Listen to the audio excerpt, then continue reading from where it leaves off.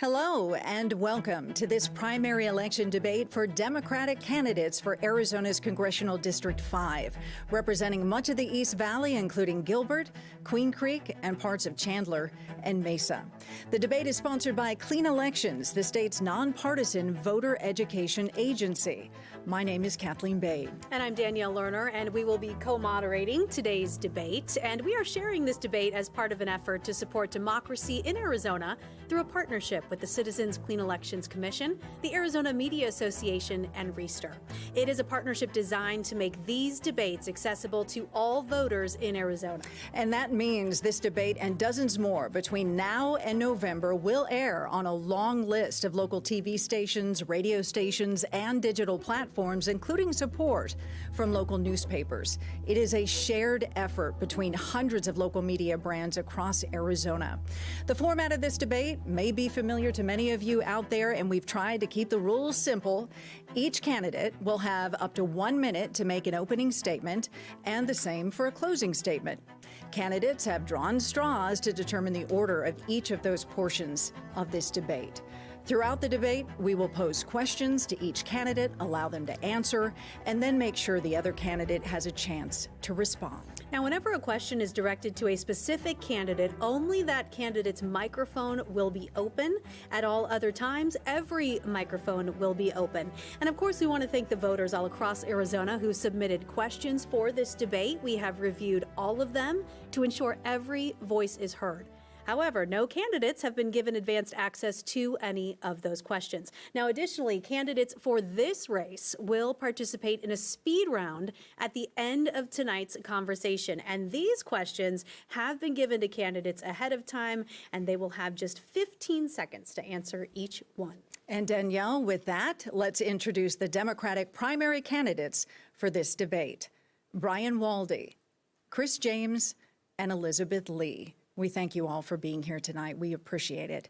And Brian Hualde, you have the first opening statement. You have 1 minute. Thank you. Thank you for having me tonight. My name is Brian Hualde. I am an Arizona native, the only one in this race on the Democratic side. I'm a fourth-generation Arizonan. I was born right here in Phoenix. I am a husband. I am a father. I am a veteran. I served as a combat medic. And most recently, I am taking a step into politics because from my perspective, it seems like those in Washington have forgot what their job is, and that's to serve the people of this district and of our country. And so I saw a need for service again, and so I've decided to step up to use my knowledge and experience in life to make sure that working people in this district have a voice again, and that corporate interests no longer dictate the policy that gets passed in Washington. I want to get back to a time where the American dream is attainable for all people in this district, in this country again, and I want to be a true voice of service and someone that the constituents in this district specifically can trust again. All right, thank you, Mr. Hualde. Chris James, you have 1 minute. Thank you, everyone, for watching tonight. This debate is about you. This election comes down to a simple question. What does it take to win in our district? For more than 15 years, Democrats have tried to flip this seat. We've come up short, and that's just a reality. We're all tired of what's happening in Washington, D.C. We in the East Valley want a leader who understands the economy and has experience to lower our costs. That's the experience I bring to this race. I spent my whole career supporting small businesses and building economies. That was my focus when I was appointed by President Obama, and it has been my focus here in the East Valley as a nonprofit leader. I've earned support from Democrats, independents, labor, nonprofit, and tribal leaders because I know how to build a coalition. So tonight, ask yourself, who can win in November against a MAGA candidate in this district? All right. Thank you. Thank you, Mr. James. And Ms. Lee, you have 1 minute. Thank you so much. Good evening, everyone. My name is Elizabeth Lee. I am running for Congress because I am tired of politicians debating problems that families are forced to live in real time. I'm a reproductive health nurse, a mom, a patient advocate, and someone who spent my entire career helping people navigate systems that too often fail them. Right now, so many families across Arizona are struggling just to make it work. Healthcare costs are rising. Housing costs are rising. Utility bills, gas, groceries, it's all on the rise. And meanwhile, too much of our politics has become about performance than actual solutions-driven issues. I understand what happens when decisions made in Washington collide with real people trying to raise families, build their futures, and pay their bills. And that's exactly why I'm asking for your vote on July 21st.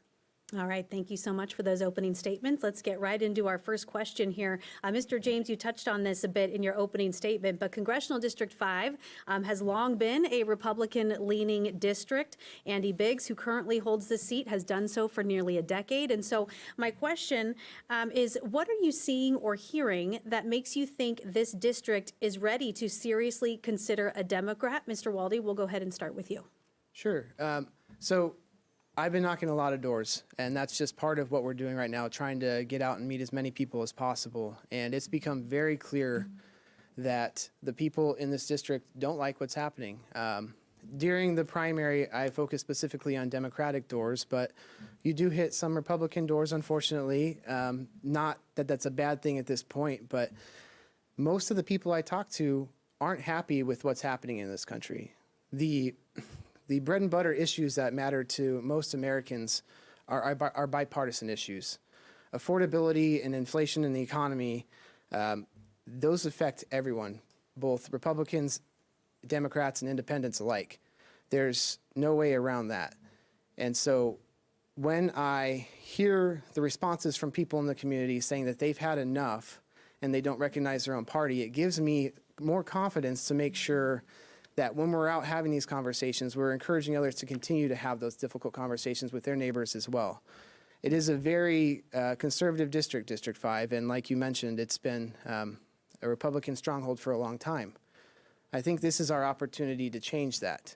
And I think that this is a time where we can take back a democracy and support the working people of this country again. And people on both sides of the House are starting to see that issue and are willing to cross that line and step over. At one point, people were telling me they didn't think that it's possible to flip this seat in this district. But as we see the special elections across the country reflecting a different story in other Republican stronghold districts, it's becoming very clear that people in this country want politicians, they want leadership and representation that is focusing on what's best for them. And that's what I want to bring to this seat, and I think that's why we're going to be successful in November to make sure a Democrat takes this seat. And over to you, Mr. James. I'm running on my experience. I'm running on my record. I had the honor to work in federal government as an executive, both at the U.S. Department of Treasury and at the Small Business Administration. While I was at the Small Business Administration, I oversaw 90 offices. We had an office in all 50 states. I had a $350 million budget, and I had 1,500 employees. Now, over my 20-year career, I have supported over $700 million to go right into the most underserved communities around the United States. And here specifically in Arizona, I have supported over $8 million of investments, helped about 400 plus businesses, and having those businesses access to over $100 million in contracts. I believe in relationships. Over the past 10 years, I've been doing advocacy work in Washington, D.C., and I believe there needs to be more bipartisanship. And that's really what our district's looking for. We're tired of the bipolar that's happened in our country. In Washington, I helped foster 2 bills that I testified in front of Congress. They were both signed into law, and now they're supporting communities even today. This is not a time for someone to have learning on the job experience. And let me tell you a personal story. My organization has lost over $8 million in the past year and a half to the DOGE cuts.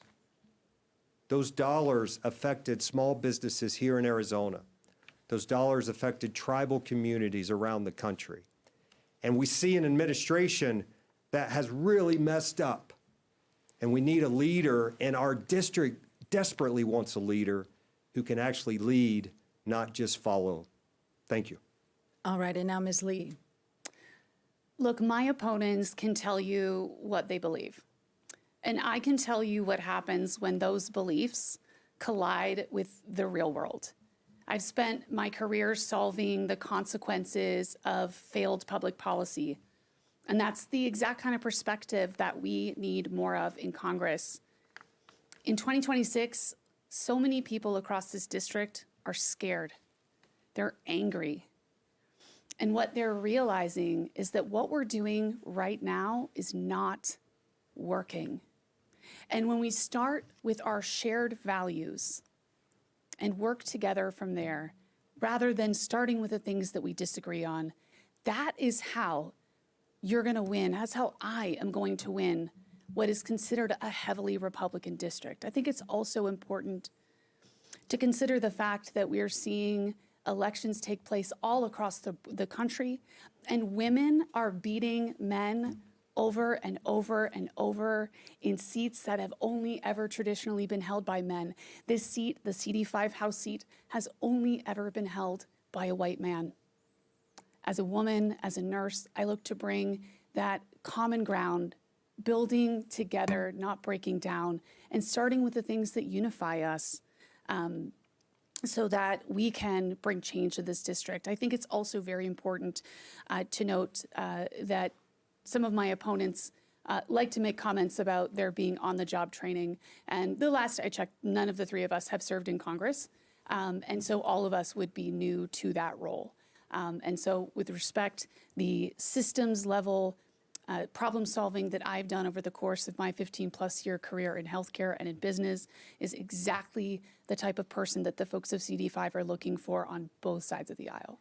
All right, so let's get down to specifics then in talking about flipping this seat, because independent voters outnumber registered Democrats in District 5, so you will need them to win. How will you and your campaign convince and appeal to the voters who are independent or even moderates that tend to lean conservative that your platform better represents them than your Republican opponents?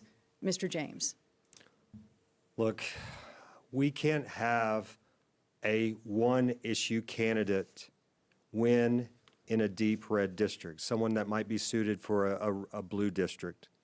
We need people that can appeal to everybody in the district, Republicans, independents, Democrats. We need people that can bring leadership into the district and open the door for everybody and not just talk to one side of a party. Look, I love burgers. And my wife and I were going to the store the other day. We were looking at the price of beef, and literally we were thinking, do we want to buy that package of beef? Because it's 20% more than what it was a year and a half ago. Everybody in our district feels that pain. Everybody. And it doesn't matter what party. And as I've gone around and I've talked to people from Republicans to Democrats to independents, a lot of times I get yelled at the beginning. But when we finally get down to it, what we really all believe, the core values that we all believe on how we can fix this country, we may not agree on everything. And that's something that we can all say, hey, we don't agree on these things over here, but these 70% of things we agree on. But the only way that we're going to beat a MAGA candidate is to have someone that appeals to everybody. And that's really important. And Mr. Hualde, your response to that as far as how you work to appeal to folks on both sides? Yeah, a great question. I think that it's really important that we focus on those things that matter to everyone. The working people of this country all have the same issues. Healthcare costs are going up, groceries are expensive, gas is expensive, access to healthcare is expensive, and utilizing healthcare access even puts people farther in the hole. People are getting buried by debt just by doing the things that everyday people should do. So having those conversations with the independents and let them know that their voices will be heard and their needs will be met, I think that's a really important thing. And I think that that's going to resonate with the moderate Republicans. It's going to moderate with the Democrats. It's going to resonate with the independents as well. And so having those conversations and letting them know, look, we have a lot of the similar wants and needs for this country, and that's going to be the most important part to making sure that we're all on the same page and can progress through this race. And it's going to be a challenge when you have really loud voices from the Republican side that continue to spew this rhetoric of hate, this marginalization of these populations. And it's hard to overcome things when people aren't fully educated. So part of the job as a candidate that I see is making sure that the people in this district are getting the appropriate information. And so getting out there, knocking the doors, letting them know, hey, you're hearing this, but are you verifying it? A lot of the information you get isn't necessarily true. And I see this time and time again. We saw this recently as a group when one of our Republican counterparts came up, and his main talking points were immigration and the drug crisis and fentanyl spewing over the border. And, you know, it's hard to sit there and watch someone just attack marginalized populations rather than address the real issues that the working people in this country have. And Ms. Lee, you talked a lot about working together and that bipartisanship. So how do you propose to do that, not just in listening to your constituents, but also in Washington? How do you work with folks on the other side of the aisle?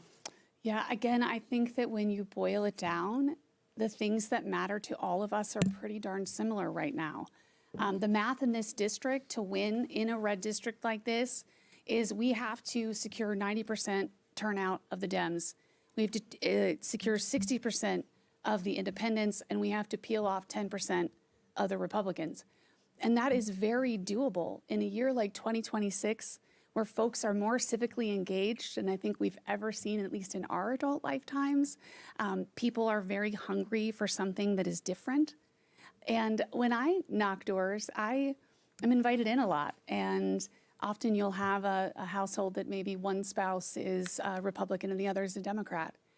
And at the end of the day, when I leave, the end of that visit, they almost always, the Republican, whoever of that, the two of them that is, says, wow, we agree on so much more than I thought. And so when we lead with values, when we lead with, you know what, tell me what keeps you up at night. Because I don't presume to know what keeps you up at night, because it varies from what keeps me up at night. But I know that there's something keeping all of us up at night right now.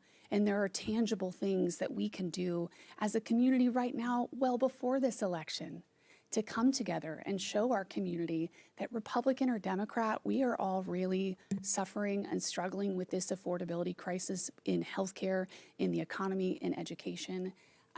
And I think that folks are really starting to see that the way forward is together. Well, thank you for that. And let's move on to cost of living. You've all brought it up as one of the big issues, major issues happening in the East Valley. But let's drill down on that, because one of the ways that families are being squeezed is through utility and energy bills. SRP recently raised base prices and flat monthly fees, and APS is fighting for a rate hike and the power to automatically every single year increase electricity bills.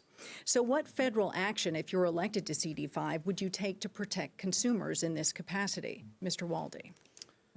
Well, that's a great question. And so when it comes down to the electric bills in this country, or in this district, and the water bills and the increasing rates that everyone in the district is experiencing, it's going to be important that we don't turn our back on alternative sources of energy like we've been seeing. We need to make sure that we are utilizing things like wind power, solar power, nuclear power, other clean sources of energy that can make sure that we have the ability to keep the rates down to a point where people can continue to survive. It shouldn't be a choice of keeping your lights on, keeping the air conditioning on, just because the powers that be have decided to raise your rates to increase the bottom line for the companies that are providing the electricity. And I think from a federal standpoint, making sure that there's some oversight into how quickly and how much rates are being increased is something that needs to be addressed. It shouldn't be a situation where families have to decide whether or not they're going to eat or pay their electric bills. And I think we need to make sure we subsidize some more programs for people in need of emergency funds for their utilities in situations where they have fallen on hard times.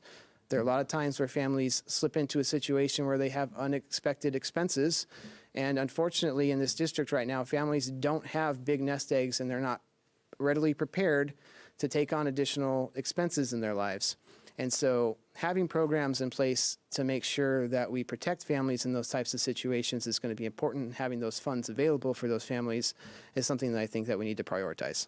Yeah, and of course, not just utilities, but also just cost of living, inflation in general. And so, Mr. James, are there any specific policies that you would champion in your first term that voters would actually feel some relief within a couple of years? Absolutely. The first thing, let's start ending the Trump tariffs. Those are attacks on every one of them. Every time we go to the store and we buy a good, if it's at Walmart or Target or even Ace Hardware, we buy something, that tariff is passed to us. Now, other people are saying, hey, the corporations are paying their fair share. That is not true. It is a tax. It's never worked. And those tariffs just trickle right down to us. I would also restore the massive cuts made in the healthcare in the Trump one big beautiful bill. I mean, that's one thing we can do to help people that have lost their Medicaid care. And as we think about supporting those people and supporting the folks on Medicaid, we have time. This administration has money to pay for billionaires, but not people that are needing health care. And then lastly, what we've seen going on right now, we are in another conflict, a big war. We've seen our gas prices soar, and this is a war that was made by choice. This is a war that Trump says, let's go to war with this. Restoring the War Powers Act, and I know there was a bill that came through this week, would stop this nonsense of trying to start these conflicts all over the country so that certain people can line their pockets. And the government's reckless deficit spending that's going on right now, it adds an inflationary pressure that takes money away from every American, everybody in this district, you, me, my colleagues here. We can be fiscally disciplined and still invest in America. And Ms. Lee, how would you propose and what policies would you specifically champion to bring down the cost of living for East Valley residents? Yeah, I'm so glad that this topic is being talked about so much because the Arizona families right now are projected to need to pay around $4,000 more per year this year for basic goods due to the tariffs. And so beyond actually having Congress step up and put some legislative options on the table that are there today, we can restore things like the child tax credit and the earned income tax credit. The child tax credit previously cut child poverty results by a staggering amounts. Nationally, I think it was by about half. So reinstating that is a no-brainer, and it gives relief directly to families. But I think it's important to know that the $5 gas that was brought to us by, happened in the previous administration, was brought to us by Russia invading Ukraine. The $5 gas today is brought to us by Donald Trump illegally invading Iran. And so Congress today can shut that down, put an end to that to bring prices down right away. I'd like to share a story of a woman in Chandler who shared with me what this affordability crisis means to her, specifically as it relates to electricity. She shared with me that she unplugs her all of her electronic devices and her appliances every single night so that she can save electricity because every month she can't even afford to pay the entire bill. So she's falling behind each month more and more, all while we see data centers sucking up energy at crazy rates and corporations are not being asked to pay their fair share of those costs. And so at the end of the day, we have to put money back in families' pockets right away. And easy ways to do that right off the top are to have Congress act to end the war in Iran, to fight the illegal tariffs, and to restore the child tax credit. You mentioned the data centers moving in, a lot of development happening, particularly in CD5 right now, and that can make it difficult to find affordable housing. I know that's also a top issue going into this primary that voters want to hear about. And so what is the biggest reason, in your opinion, that housing has become unaffordable in the East Valley, and what specifically can be done to mitigate that? Ms. Lee, we'll start with you on this one. Yeah, I think this is a really simple situation of corporate ownership over our single-family properties. We see staggering amounts of corporate ownership of single-family properties, somewhere in the neighborhood of about 30% of our single-family properties in our district are owned by private equity. And what that does is that drives the price of housing up for everybody. Beyond that, we have to recognize that right now in this country in 2026, the average first-time home buyer is 40 years old. And so if we are going to fulfill a promise to them that you grow up and you work hard and you can get a house, we are going to need to work much harder to bring affordable housing options to people. Right now, the math just doesn't add up. The math, if you're working even a $25 an hour job with rent and the cost of everything going up, it's just unsustainable. Something I will add is that public pressure works. And so I was a part of a large group of organizations that came together around the Chandler Data Center. And we held the Chandler City Council in 5 hours of public comment to make sure that they clearly understood that the residents of Chandler did not want that data center. And guess what? They voted against it. And we see those same sorts of things happening when we stand up and we fight back. And so it's ridiculous to know that people are sleeping on the streets while billionaires are gobbling up our single-family homes. And that's something we can do something about on day one. And to follow up on that, are you talking about restricting corporations so that Arizona families can fairly compete That's who are right. currently being outbid? And how would you suggest making those restrictions? What would they be specifically? Specifically, I think we have to limit the amount of single-family homes that we're willing to have owned by corporations in our communities. And that starts with coming together with all of the local leadership, the municipalities in the district, and coming together to understand that what is the inventory of housing that we need to house the people of this district. And then look to how can we put some restrictions in place to prevent single-family homes being bought up by those corporations before families have that first hack at the house. Mr. James, over to you now. What is one federal policy that could actually meaningfully lower housing costs for Arizona families? I want to just touch base on data centers first because I know that's an important question that I want to talk about. This is an outrageous number. 40% of data centers are being built in high water scarcity zones, and that is outrageous. It is draining us, and Congress has the ability to help with that. As of housing, one thing I would do, I'm going to start with a story because I like telling stories, and my wife and I have been married for 25 years. We bought our first house when we were both under 30. Now, and we paid $25,000 for that house. Now, we were in rural North Carolina, and that house had plywood as the walls, the outside walls.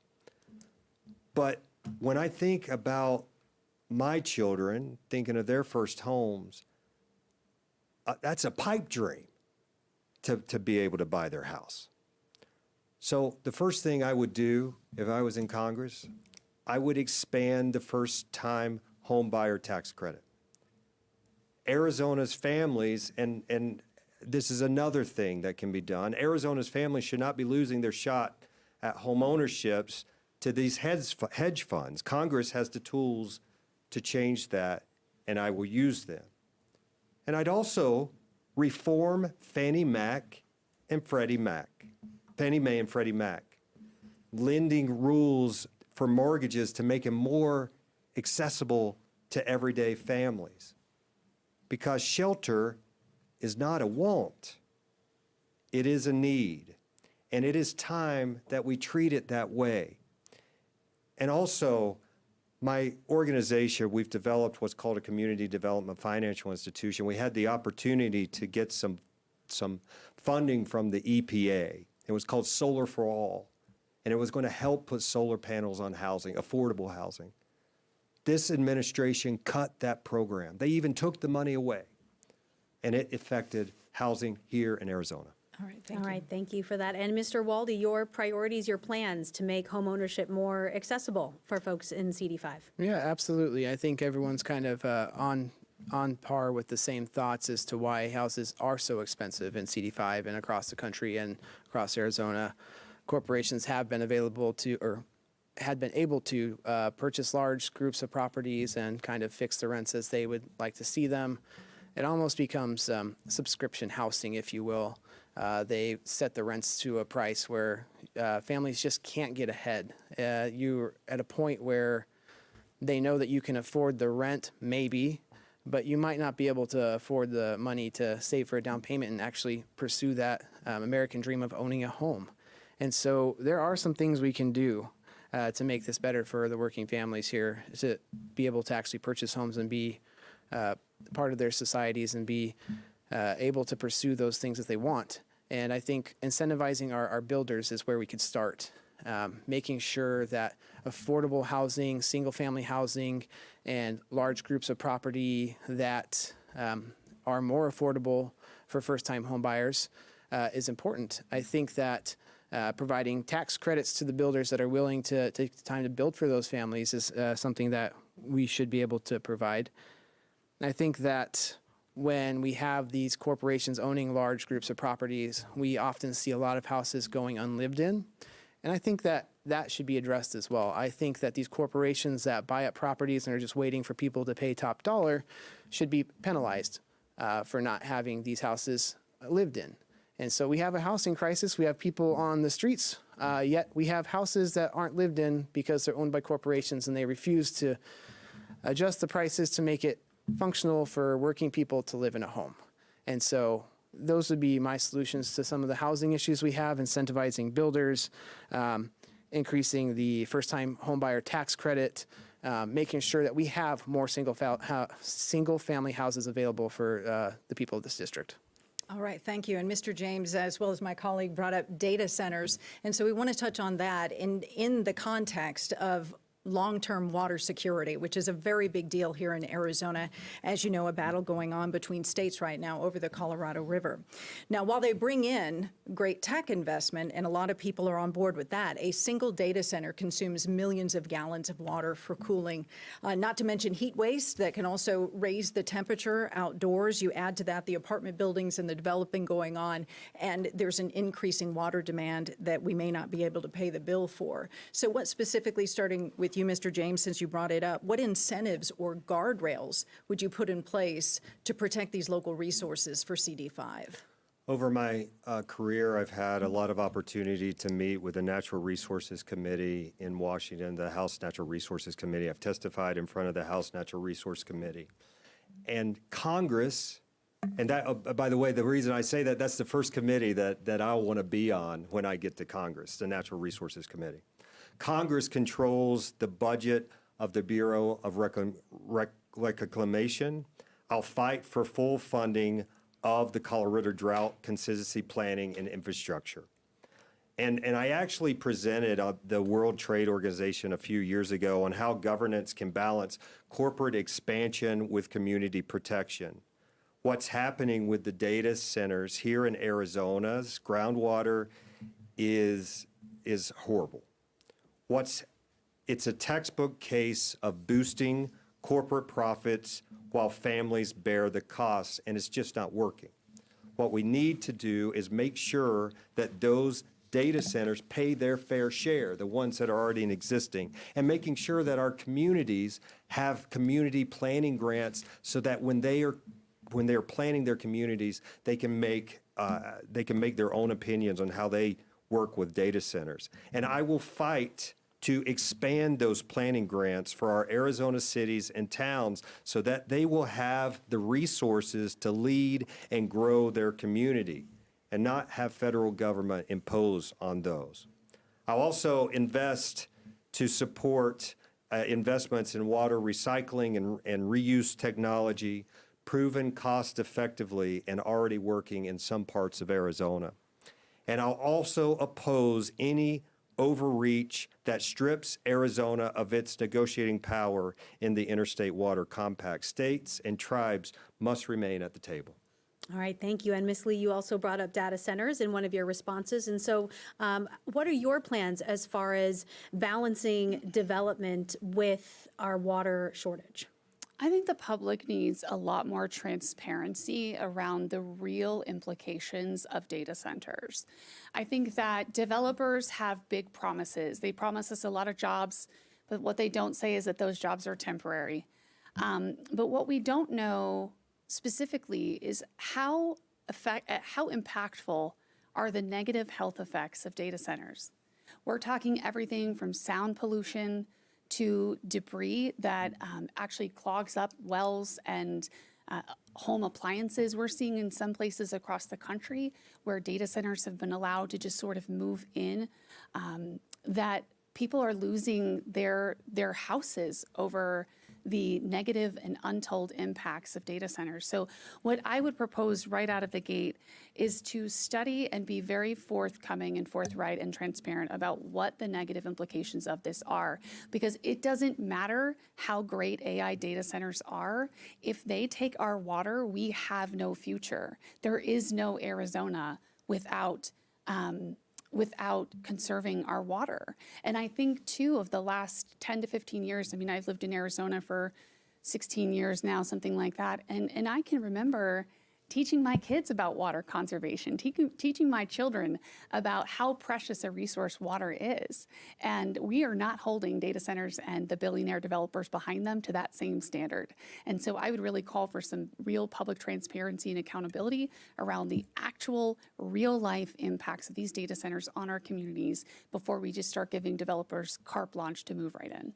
And Mr. Hualde, your thoughts on data centers that are looking to move into the East Valley? Absolutely. Well, unfortunately, data centers seem like they're here to stay. But we do have a lot of things that we can do to make sure that how they're being utilized is best for our communities. And like you said, we do bring in a lot of money into the communities from these data centers and some jobs. But at what expense? Like I said, I grew up here in Arizona, born and raised. I'm the only one up here that can say that, who can say that they've been through the droughts in Arizona and know exactly what it feels like to have water restrictions in northern Arizona, and know what it's like to come down to the heat and know that people are struggling to make sure they have the water they need. And so I think it's important to make sure we hold these companies accountable and make them provide the data we need to make sure what they're doing is going to be long-term sustainable. I don't think that burden should fall on the communities or the local governments. I think that if they're going to utilize a huge amount of one of our resources, they need to step up and do the investigations and figure out how their products and their buildings and their massive uses of water are going to affect our communities in the long run. I also think that water usage in this country, or in this state, is going to be talked about a lot in the upcoming months. This is going to go to the Bureau of Reclamation soon because the basin states couldn't come up with an agreement to who will get this water. And so having someone that's willing to fight for our tribal populations to make sure that they have the water they need, and our agricultural sites all across Arizona have the water they need, is going to be extremely important. And I think that restricting water usage is something that we need to do better in Arizona. I've golfed a little bit, and I know that a lot of people love it. I don't necessarily think that I need 5 golf courses within 10 minutes of my home. I'm sorry, I'm going to make a lot of people angry with that statement, but I'm sorry, we don't do well enough conserving water in our state.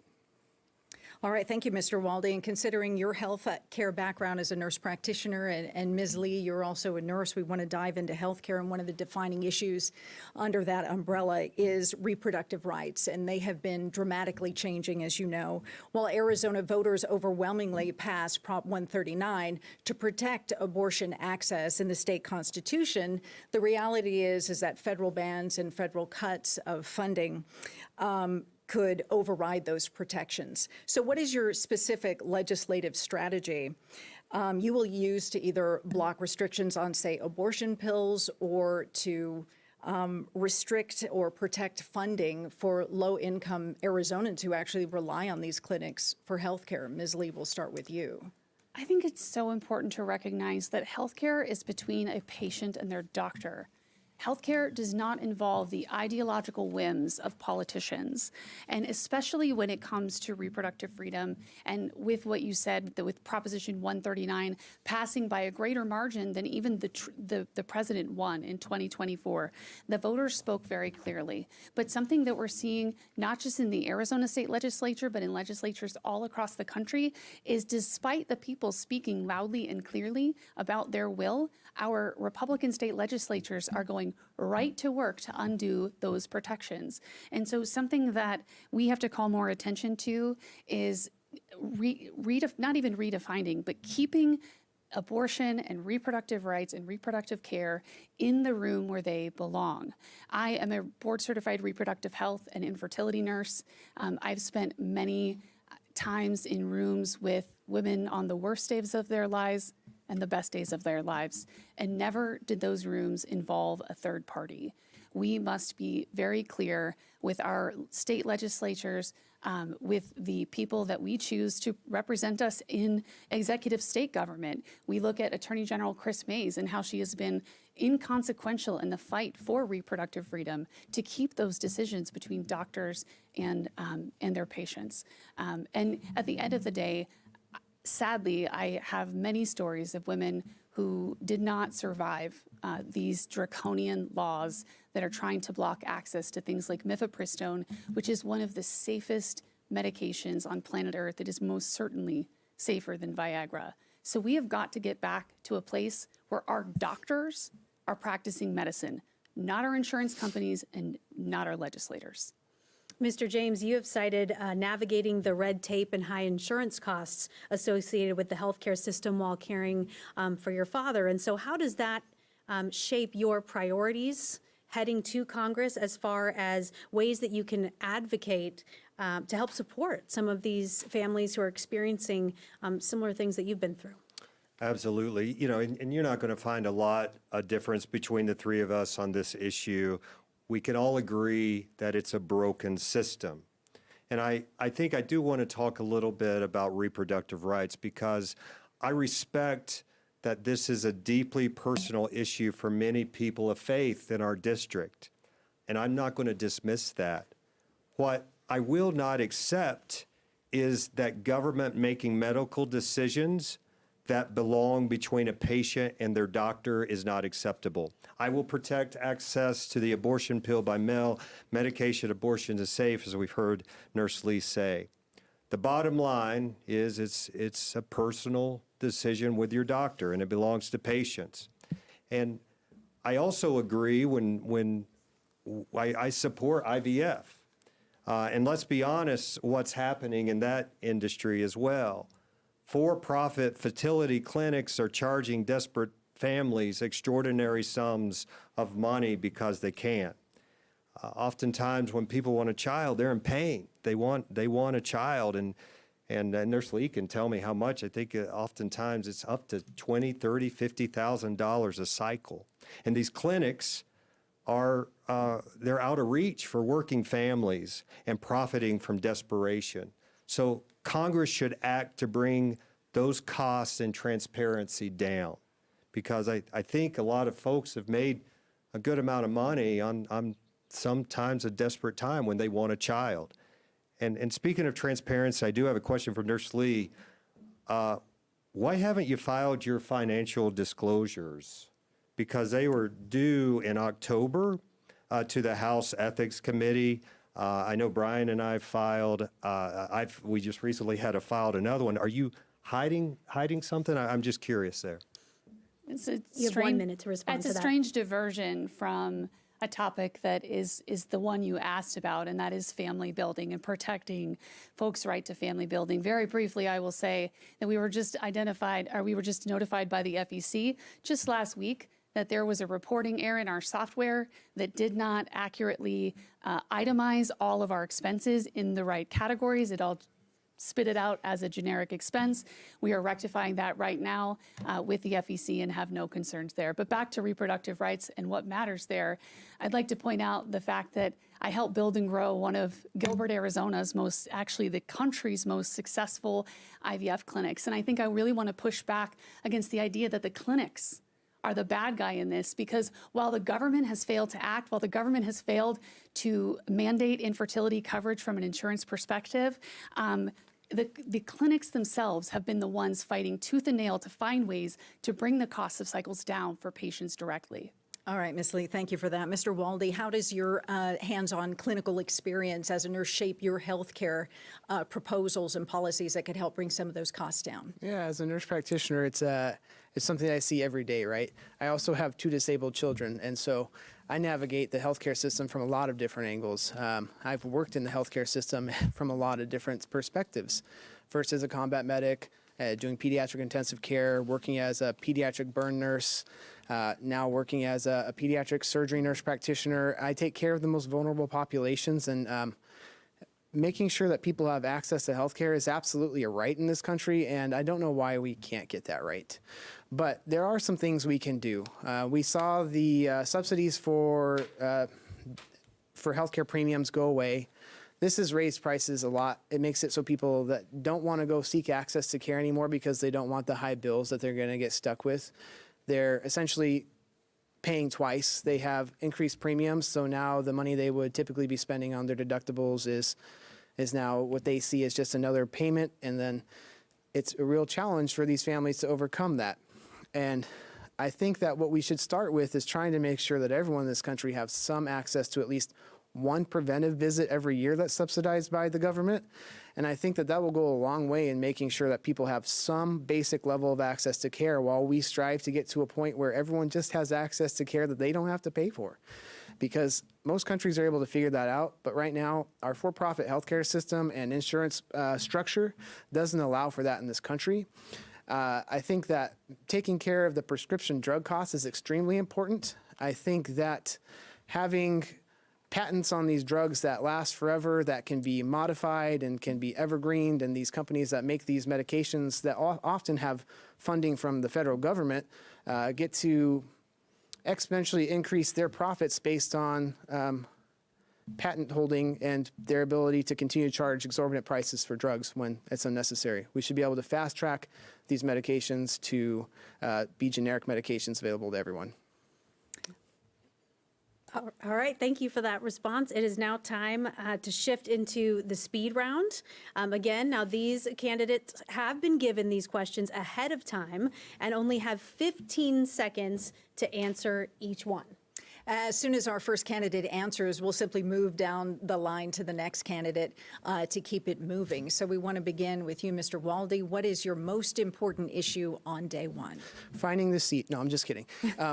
My most important issue on day one is addressing the affordability issues for families in this district, making sure that we are, from day one, addressing some of the things that will put money back into the pockets of the working Americans in this district. All right, Mr. James. Economy, economy, economy.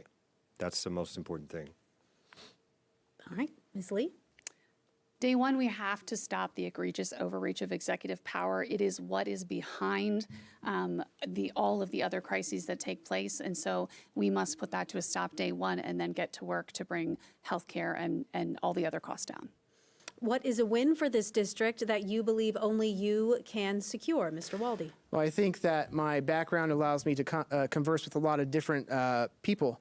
Being a veteran, being a healthcare provider, I can cross the aisle on a lot of different issues. So I think making sure our veterans are well taken care of is something that I'll be able to accomplish, and people with disabilities are the populations that I'll be able to help the most in this district.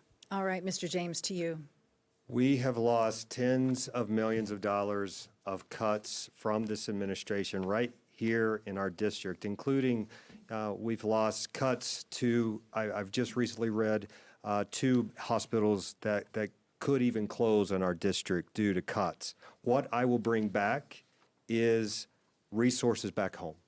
All right, thank you. And Ms. Lee. Yeah, a win only I can serve this district is sending the first woman ever to Congress to represent Congressional District 5, and somebody specifically who diagnoses and solves operational problems and then is tasked with executing their solutions. And Mr. Hualde, how will you balance the demanding schedule of Washington, D.C. and remain accessible to the people in the district? That's a challenge by being accessible, number one, being here and present in the district when I'm not in Washington, having a team here available that will communicate with me the needs of constituents that don't think their needs are being met. So first and foremost is just being accessible. Mr. James. Open more offices, I believe, in monthly town halls, even if it's a virtual monthly town halls. And I'm at a good stage of my life. So my wife and I can easily balance going back and forth from Washington to the district. And Ms. Lee. I believe so deeply in co-governance, and I think that we've seen a lot of members of Congress, like Congresswoman Adelita Grijalva, very clearly show how you can balance the work in the district and the work in D.C., and I would follow their direction. All right, and the final question in the lightning round, Mr. Hualde, what do you love the most about Arizona? The wonderful people. It's a beautiful state, and I've seen so many natural disasters, so many crises happen in the state. The resilience of the American people is what I absolutely love about Arizona, and that won't go away. All right, Mr. James. When I think of Arizona, I think about family. Not only my family, but other people's families, community, beauty of nature, and Arizona's my home. And Ms. Lee. For me, what I love most about Arizona is that this has been a wonderful place to raise my family. As a poor kid from Ohio, I don't know that I ever thought I could live somewhere so beautifully and be quite so successful, and I have Arizona to thank for that. All right, thank you to all of the candidates for answering those questions. It is now time for closing statements. Each of you will have 1 minute, and we ask that you try to stick to that minute so that we don't have to cut you off there. Ms. Lee, you have the first closing statement. Absolutely. Tonight, you heard candidates who care deeply about Arizona, and I really respect that. What I bring to this race is a very unique, systems-oriented perspective that's shaped not just by my lifetime as a patient, but by my years in healthcare leadership, in advocacy, and in operational redesign. I understand not just what policies should do, but how they actually succeed or fail in real systems affecting real people. I know how to identify those operational failures and build scalable solutions, and Congress is over talking points. We need people who are going to go to Congress who understand implementation and accountability and how systems affect everyday human lives. That is the perspective that I will bring to Washington every single day as your first Congresswoman. All right, thank you. And Chris James, you have 1 minute. Thank you. The East Valley is growing fast. We need a leader who can hit the ground running, a representative who can actually execute and deliver real solutions on lowering costs, bringing resources back to invest into our district. This race also has national impact. Republicans think they've guaranteed a House majority with gerrymandering and the dirty tricks before any of us have even cast a ballot. Flipping this district throws a wrench into that scheme. No one was expecting this district to be competitive, but it is. With the right candidate, this is our one chance. I am not a career politician. I am a proven CEO, nonprofit president, and former federal executive who have delivered results. We can't win with someone who's not transparent, who's a one-topic candidate, who's better suited for a deep blue district. We have an open seat. We have a leading MAGA candidate who's chest deep in scandal, and this year could be a blue wave. All right, thank you, Mr. James, for that. And Mr. Hualde, you have 1 minute for your closing statement. Thank you, and thank you, ladies, for having us today and hosting such a wonderful debate. This is going to be a very important election this cycle. It's important that we put someone in place that's going to be able to help restore the democracy in this country and make sure that working Americans and working Arizonans have a voice in Congress. We need to do things that are going to make people successful in their day-to-day lives. We need stronger job training. We need to make sure that our families struggling with childcare or struggling to take care of their loved ones and decide whether or not they should take the day off of work because they can't afford it are taken care of with things like paid family medical leave. And as a representative, I can promise some things. I will be accessible. I won't be hard to find. I won't lie. I will always seek to tell the truth to the best of my ability, and I will fight. I will fight for my family, for your family, and every Arizonan and every American in this country that needs a voice. All right, we want to thank you all for your participation in this. We really appreciate it. This wraps up this primary debate with the Democratic candidates for Arizona's Congressional District 5. As a reminder, the Arizona primary election is on July 21st and early voting starts June 24th. All registered voters can participate in the primary, including independents. The voter registration deadline is June 22nd. To register to vote, head to azcleanelections.gov. And there are a lot of offices up for election this year, so we will be hosting debates all through the summer and fall. Head to azmedia.org to see a list of every local media partner, plus upcoming debates, and where you can find them on TV, radio, and digital platforms. You can also see the full debate schedule, learn more about clean elections, and submit questions for future debates by heading to azcleanelections.gov. On behalf of our partners at Clean Elections, the Arizona Media Association, Reister, and Sneaky Big Studios, we thank you so much for joining us.